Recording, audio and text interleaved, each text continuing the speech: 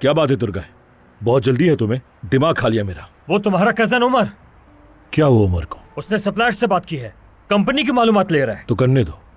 मेहमत, मैं किसी मुसीबत में नहीं पड़ना चाहता। दुर्गा, तुम पहले तो इतने डरपोक नहीं थे। अपनी हद में रहो। जो मैं कह रहा हूं वही करो। उमर तुम्हारा कुछ भी नहीं कर सकता।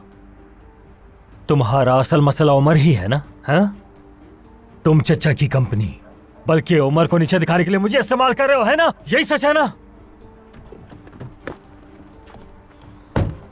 बात सुन दुर्गा, मैंने तुम्हें इज्जत दी, तुम्हारी औकात से बड़ा काम सौंपा तुम्हें।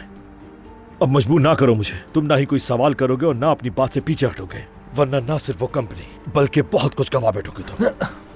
सोच समझ कर कदम उठाना। उमर को कुछ भी पता चला तो मैं तुम्हें कहीं कभी नहीं छोड़ूंगा।